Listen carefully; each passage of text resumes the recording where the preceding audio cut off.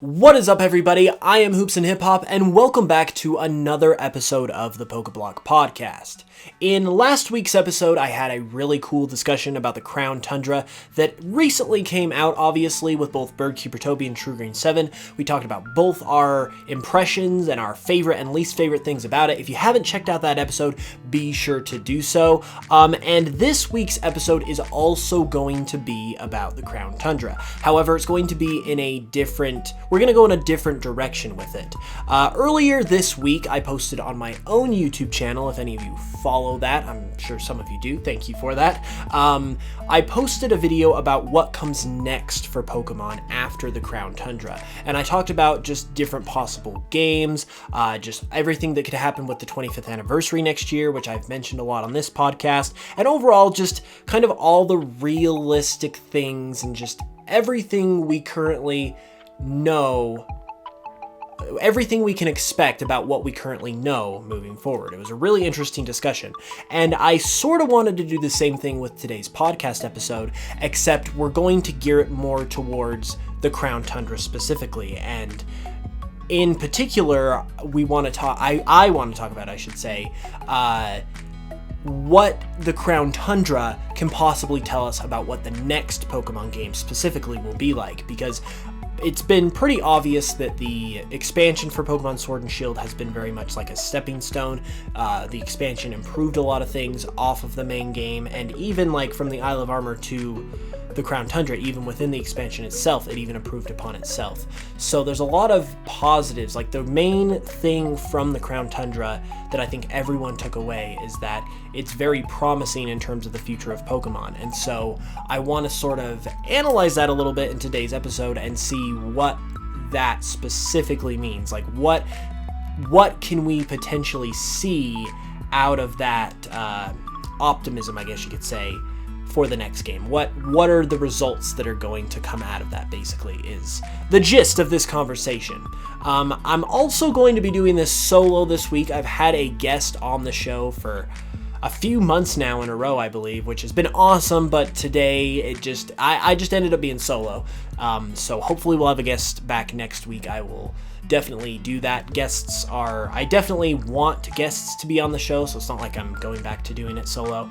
Just sort of happened that way this week, but it's going to be super fun nonetheless. And then I also want to know from you guys, what do you want to see specifically from the next Pokemon game? Whether that be Diamond and Pearl remakes, or whether that's like the next generation of Pokemon.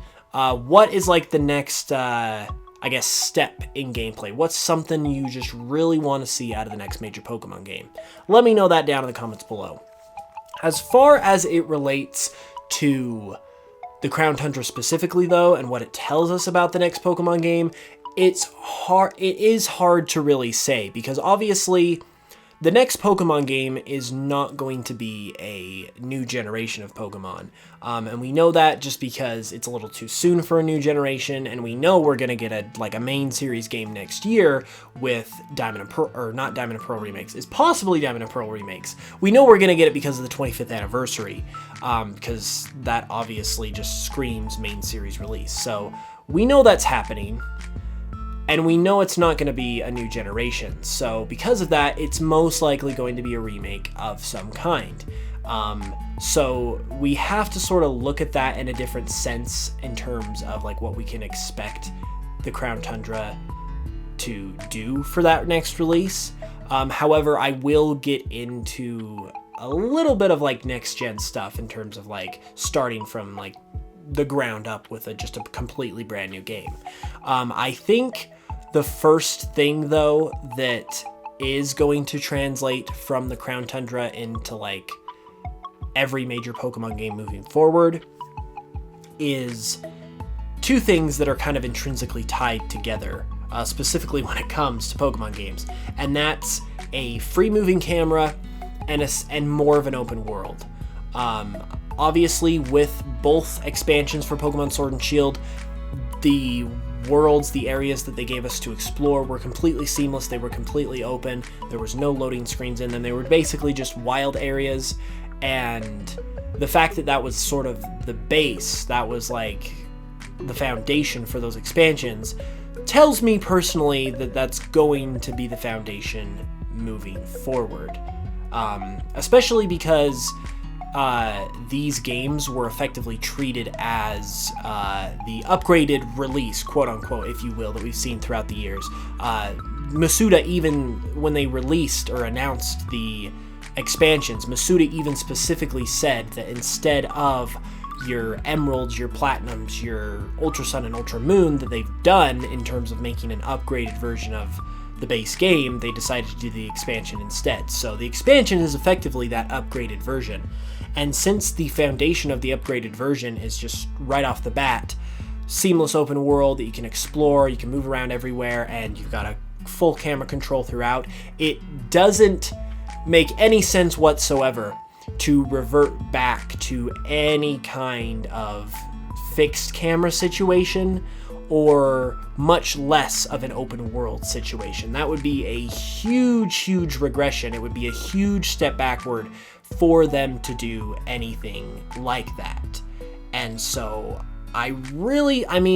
obviously, like, people, depending on who you talk to, they have their doubts with Game Freak. I don't have doubts with Game Freak. I guess you could say, I don't always agree with what they do every time. Like, I'm not just like advocating for them all the time, but I believe that they know what they're doing because they've proven it over basically 25 years that they know what they're doing. This whole conversation hasn't even started, or wasn't even a thing at all until last year. So there really hasn't been much problems other than that. So I believe that they know what they're doing. I believe they know the gravity of that situation. And I do believe it will result in the next game, whatever it is, having that full, like, just building once again off the Crown Tundra. Isle of Armor built off of Sword and Shield, Crown Tundra built off of Isle of Armor, and then the next game is going to build off Crown Tundra and is going to be even more of that. However, with that being said, I do not want to sort of relay, or I guess, I don't want you to full on expect a completely open world game for the next game, based on what I'm saying, because I don't expect a full on open world to happen. I do expect the camera control to be there throughout the entire game. However, in terms of just a completely open world game, I think that is probably going to have to wait till Generation 9, because I think throughout Generation 8, they're going to just inch closer and closer to that. And once again, that's literally what they've been doing this whole time, in terms of every release we've seen in Generation 8 so far. We got the base wild area in Sword and Shield, and then the rest was obviously not an open world. It was more linear, but then this year we've got the expansion, and although the areas are smaller that we're dealing with because it's an expansion, it's just DLC, the entirety of it was open world. So I expect that to be expanded on again, and if we're talking in the sense of, like, let's say Diamond and Pearl remakes are going to be the next game next year, and so all of this that I'm talking about would be applied to Diamond and Pearl remakes. I would expect what I'm saying in terms of a more open world, I would expect that to translate into a game like Diamond and Pearl remakes, in the sense that you would see several wild areas in the Sinnoh region. So you would have, for example, the Great Marsh would be effectively a wild area. You could have Mount Coronet that would effectively be a wild area, just this huge area that you just get to explore. You would have just several areas all throughout the Sinnoh region that are several wild areas within one main map, just like we saw with Sword and Shield. However, I do expect there will be some linear routes, just because, once again, we're still sort of making that transition, and also because, and this is an important point for any like future remake games that come about. Obviously, if you're talking about a Diamond and Pearl remake, the Sinnoh region itself and the map and everything has already been established, and so to try and convert that to essentially an open world setting that's just completely open world, with while at the same time trying to maintain the same feel of the game, that would be extremely tough. So I don't necessarily expect Game Freak to do a completely open world thing in the next game for that reason, because you've got so much of a foundation with an already established game like Diamond and Pearl, for instance, or maybe something else that they decide to do, whatever that ends up being next year, that I don't think they would go and completely just revamp it to the point where they would make it completely open world.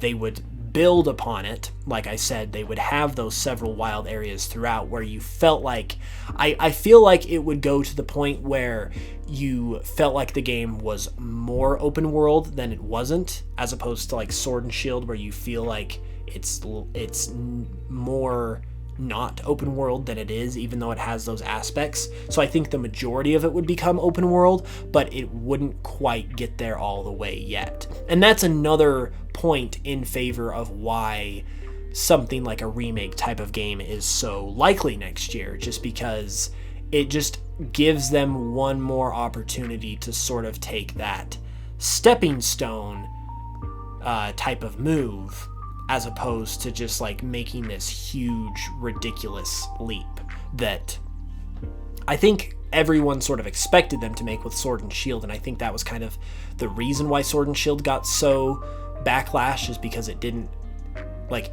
try to make the leap that everyone thought it should have tried to. Because I think, and Game Freak have sort of even said this themselves, that they like to be a little more incremental in how they approach building upon their games. They don't necessarily want to go from like a top-down pixel-based game that they had for the majority of their existence in like Sinnoh, to just a Breath of the Wild scale, just like creation. Like they would rather take their games and just sort of do literally a staircase type of thing, where it's like you're building upon it every single time, so every single entry you have has something to show that it can improve upon, as opposed to trying to start at the bottom of the staircase and then just skip 15 stairs and make it all the way to the top of the staircase in one leap. So that's overall their design philosophy, it seems like, and they've sort of alluded to that in various interviews and stuff like that, which is a fine thing to have as long as you make each entry quality nonetheless.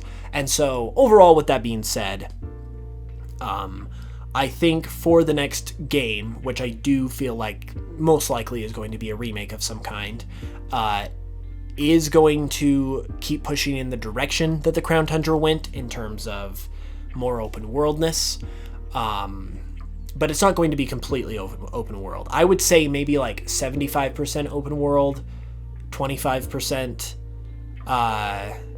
closed world, if you will, as opposed to, I think Sword and Shield was 25% open world, 75% closed world, and I think this next game, whatever it is, will be the flip-flop. It will be 75% open world, 25% closed world. And then Gen 9, I feel like, is what's going to be the truly first completely open world Pokemon game, because it will have had enough stepping stones before it in Gen 8 to make that happen, but it won't be based on the foundation of another game. It'll be starting from the ground up, and so it'll just be able to go crazy. I think that is going to be that game is going to be the Pokemon game that people wanted out of Sword and Shield.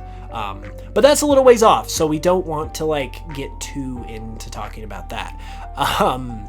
The other thing specifically, I've been alluding to camera control throughout the game. That is something I absolutely expect to see fully throughout the entire game in whatever Pokemon game comes next. Whether it's a remake, whether it's an original game, whatever it is, we've got to have full camera control.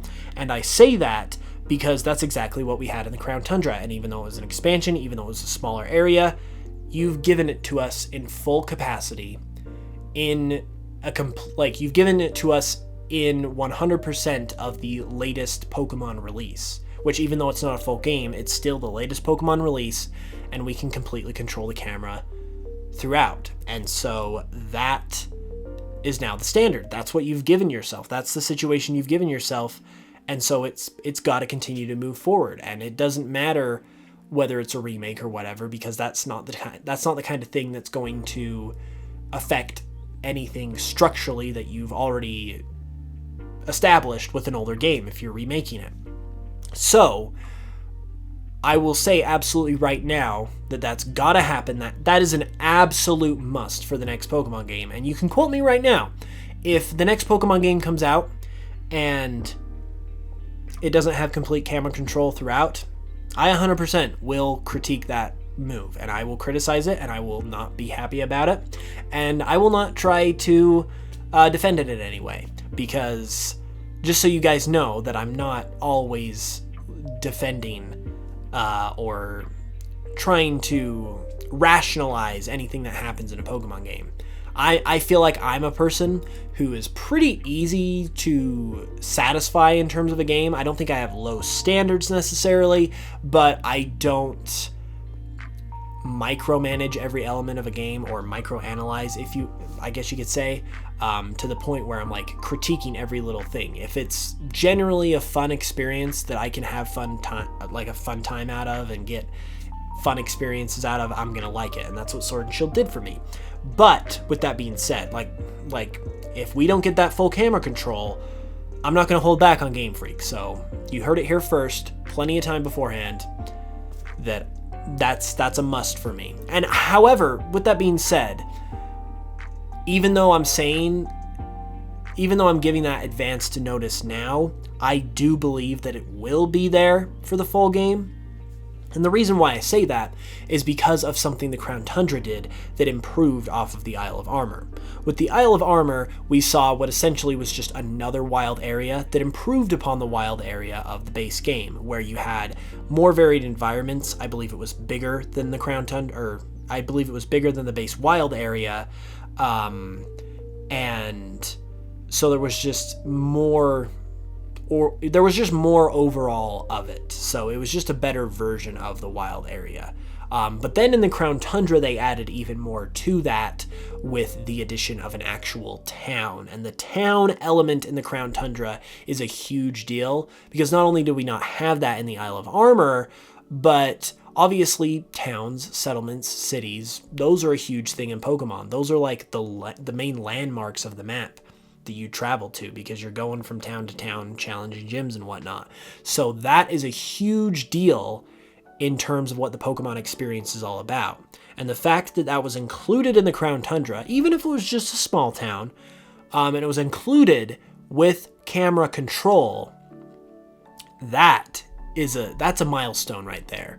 The fact that we're not just in a field, in a essentially what is a route type area, but we're also in cities, in settlements, like in a populated area with this camera control as well. Like, that's a huge step forward. And now that that has happened, that is established, you can't really go back and do it any other way. Unless you were doing some type of like specific like retro type of remake. Like if they were making a Let's Go game, which has a very distinctive style, they could get away with it. Or if they were making like some type of like if they made like another new 2D game, for instance, which is something I really, really want to see. Like, I think it would be really cool if Game Freak did. I hope this isn't affecting the sound too much. I think it would be really cool if Game Freak did like a Sonic Mania style thing where they made another new 2D game. That would be phenomenal. Obviously, in those situations that are niche, you could those kinds of things get a pass in terms of these features that we're talking about. But in terms of just core series, next installment, moving forward, nothing that's any kind of side project, the camera control has to be there. There's just no excuse at this point, especially with that town integration, and I fully expect it to be there. And so just on those two things alone, we've got 75% open world. That's my, I guess you could say, projection for the next Pokemon game. And we've got full camera control throughout the entire game, including towns. Now, if you assume that Diamond and Pearl remakes, for instance, will be the next game next year, because that is a possibility, and it's more likely we'll get a remake than an actual brand new setting type of game, that is looking up to be pretty good, because if you can just imagine in your mind for a second a Sinnoh that has free camera control, so you can walk through Twin Leaf Town and just look at the scenery around you. You can walk to Sand Gem Town and get to Professor Rowan's lab. Look at the scenery around you. Get up to Spear Pillar and just look out over the top of the mountain into the distance with that camera control. That is going to be beautiful. And then you factor in the open world aspect of it, where you have the Great Marsh, which is a very, very good candidate for an open world area. You have that in Sinnoh, and just all these other little dotted mini wild areas, if you will, that make the game fairly open world. Just those two things alone, plugged into the Sinnoh games, is going to make for a phenomenal experience. However, it's not the only thing that can necessarily be applied either, and that is where we sort of begin to get into. I think the next things I'm going to be talking about are more Gen 9 kind of territory. I wouldn't necessarily expect this to happen in like the next Pokemon game, but I definitely could see it for like the next generation. And the one major thing that comes to mind, that the Crown Tundra didn't really indicate that it was going to be coming, more, I think it's more so just Generation 8 as a whole showed that this needs to be on the way, and I do believe that Game Freak is looking at it, and that would be voice acting. Voice acting is one of the things that Sword and Shield very much needed, because you could very much feel like it was missing. And that's never really happened in a Pokemon game before. No one really expected voice acting to be in a Pokemon game before. I think probably just because they were all on handhelds and it wasn't up to that level yet. But with Sword and Shield, like, even if you weren't expecting or wanting voice acting, there were specific moments in the game where a character would be talking and they would have this big, like, flamboyant sentence they were saying, and they would have all this animation and even mouth animation, and just like nothing was coming out, and it literally felt like there needed to be a voice there that wasn't there, or maybe it felt like there was a voice that was like there but someone muted it and turned it off. Like it felt so, there were several moments throughout the game that felt just like that, and that was even in the Crown Tundra as well. And this was so much of a point prior to Sword and Shield's release that I believe it was Shigeru Omori was asked why there isn't voice acting in the game. And so this was a point of emphasis for a lot of people. And I believe the answer he gave was the fact that in order to do voice acting, you can't just do it in one language, you have to do it in all languages. And I believe the specific reason he gave was the fact that it was Pokemon was expanding into Chinese. I believe I want to say they have modern and simplified Chinese as language options now. That could be wrong, but they have some kind of Chinese. And so they would also have to get Chinese voice actors, which apparently is difficult for some reason. Like, it was a big deal. Like, it was a big deal when Chinese was added as an option, I believe, in Sun and Moon. And so, like, it was even difficult to get that into the game, which I believe just has to do with releasing games in China in general. And so getting voice overs and, like, doing voice acting for that as well, I apparently that's difficult, or harder than we can assume. However, I'm going to kind of take a dig at Game Freak on that one, because while it is true you would have to get voice work done for every language that you have your game in, that's literally what almost every game is doing currently. Like, if you're a decently, like, sized franchise or game, you probably have voice acting in your game, and you also probably have multiple languages that your game is in.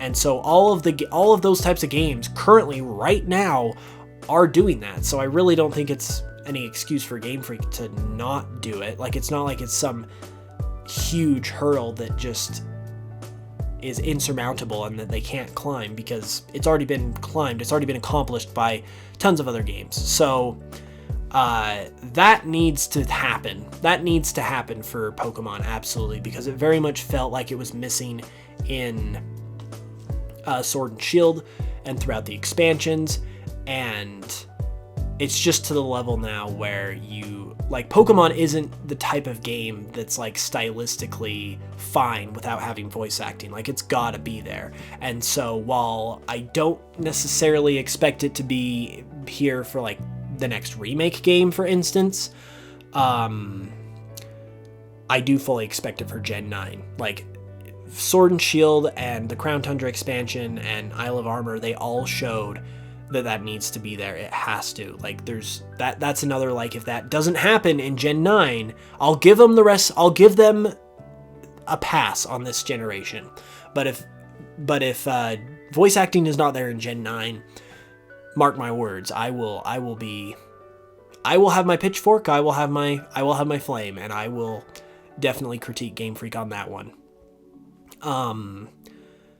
But I mean, maybe, possibly, that could sort of be stepped into as well in terms of this next game, because while I don't expect it for this next potential remake title that comes to round out Generation 8, I could maybe see them doing the same thing that they've done with this open world gameplay with the expansions, in terms of like doing that stepping stone type of approach. I could see them doing that same thing, maybe, possibly, kind of wishful thinking here, but I could see it with the voice acting too, in terms of maybe in the next game, they could have voice acting in the game, but it would just be for major cutscenes, for instance. Like, if you have like the world of Pokemon at the beginning of game, that could be voiced.